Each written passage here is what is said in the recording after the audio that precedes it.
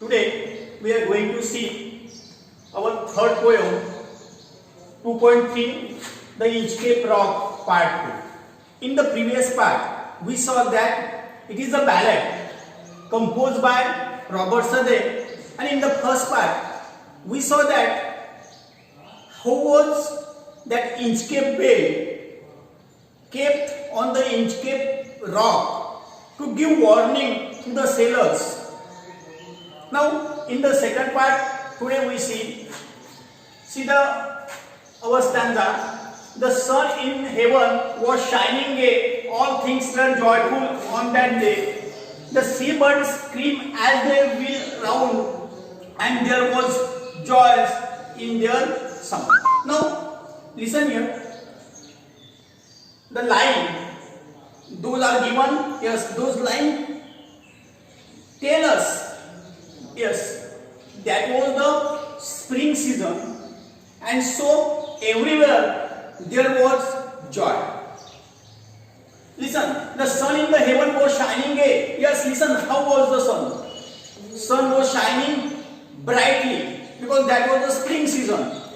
Yes, all things were joyful on that day. The seabirds screamed as they wheeled round. Yes, so various types of seabirds were screaming in the sky, and they were making a wheel, they were making the round, and everywhere there is a joy because that was the spring season and there was joy in their sound. Yes, every elements of nature were in the joyful mood, including the birds, and they were making happy sounds. The boy of the Inchcape Bay was seen a darker space spake on the ocean green. Sir Ralph the rover walked his deck. Now see, here we see another character in this poem. Who was a villain? Who was a wicked person? In the first part, we saw that Abbot of Aberbrother was a holy man who placed the Inchcape Bay on the Inchcape Rock, but his Sir Ralph the rover was wicked person, the villain in our story. See, the boy of the Inchcape Bay was seen. Boy means the floating object. See, how is the boy? It is a boy, the floating object. The boy of the Inchcape Bay was seen a darker speck on the ocean green. Yes, that was the spring season, and there was calmness in the sea, and due to that bale which was hanging on the boy was seen as a speck. Listen here, the meaning of speck means teeny dot, means ती जे वेळ होती जी Inchcape रॉकवर लावलेली होती, एखाद्या छोट्याशा डागासारखी, एखाद्या spot सारखी ती दुरून दिसत होती, आणि तो स्प्रिंग सीझन होता. त्याच्यामुळे सगळीकडलं वातावरण सुद्धा एक आनंदमय असं वातावरण होतं. पक्षी समुद्रामध्ये उडत होते, आवाज करत होते. हे सगळे जे निसर्गाचे घटक आहे हे आनंदामध्ये होते. आणि त्याच वेळेस हा जो आपला विलन आहे, who was villain in our story? Yes, the Sir Ralph the rover. Rover means the plunder. We see the rover means the wicked person. Yes. Now that Ralph the rover saw that Inchcape Bay. Just now I told you he was a wicked person. He didn't like the good act of others. So he saw that Inchcape Bay, and he fixed his eyes on the darker speck. So he wanted to remove that bale, because the bale was the good act of Abbot of Aberbrother, and he wanted to cut that bale, and so he went on the ship deck. Yes, you know that what is meant by deck. जो जहाजाचा वरचा भाग असतो त्याला deck म्हणतात. Now see, it is deck. He felt the cheering power of spring. It made him whistle, it made him sing. His heart was beat full to excess, but the rover's myth was wickedness. Yes, just now I told you that was the spring season. Every elements in the nature was very happy, and this rover, Rab the rover was also very happy. He was become very joyful when he saw that bale, and he decided to cut that bale.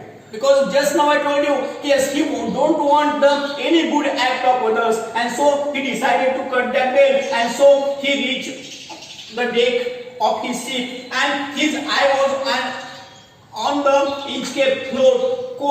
Coat means sail. What is meant by coat? Coat means sail. It is an archaic word. It is words taken from the Old English.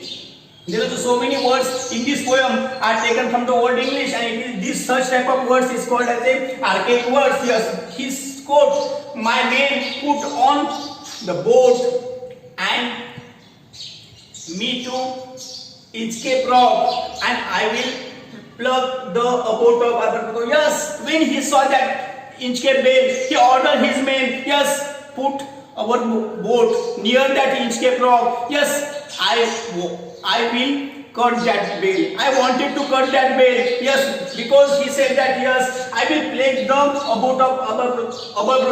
Plague means the cause pain or trouble. Yes, he was troubled when he saw the good deeds of others, good works of others, and so he said to his men, oh, I become very troublesome. I feel very troublesome. I feel very painful after seeing that bale, and so I want to cut that bale. And so he ordered his men to just take our ship near that bale. The boat is lowered, the boatmen row and to the Inchcape Rock they go. So Rab bent over from the boat and he cut the bale from the Inchcape Rock. So by following his order, his men took his ship near the Inchcape Bay, and at last that Rab the rower cut that bale. Down sunk the bale with a gargling sound. The bubbles rose and burst around. Quote Sir Rab. Yes, quote means said. The next who comes to the rock won't blaze the abode of Aberbrother. Yes, he cut the bale, and when he cut the bale, yes, that bale fallen down in a sea with a gurgling sound. Friends, here it is a figure of gurgling sound. It is a figure of speech. Which figure of speech it is? Yes, it is a onomatopoeia. It is a onomatopoeia figure of speech. Yes. Down sunk the bale with a gurgling sound. The bubbles rose and burst around. Quote Sir Rab. Yes, it is a very important. The next who comes to the rock won't blaze the abode of Aberbrother. Yes, students, you know, when sailors save themselves from the storm, from that Inchcape Rock, after hearing the sound of that Inchcape Bay, they blaze to the abode of Aberbrother. And he cut that bale.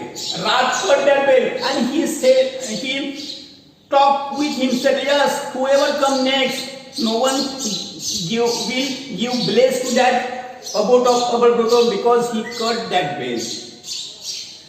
And in this way, that good act of abode of Aberbrother was ended by that Rab the rover, the wicked person, the villain of that story. Then he started to sail his ship ahead. The Rab the rover sailed away. He scoured the seas for many days, and now grown rich with plundered stores, he steers his course for Scotland's shore. Yes, listen here. Sport means travel. Then he started to go ahead, travel through the sea for roving, and he plundered stores, means big amount. He gathered the big amount by robbery in the sea, and in this way, at last, after gathering the lots and lots of amount by plundering other ships, he started to return back again towards the Scotland. Yes, now here throughout the poem we see that poet used the rhyming scheme A, B, B.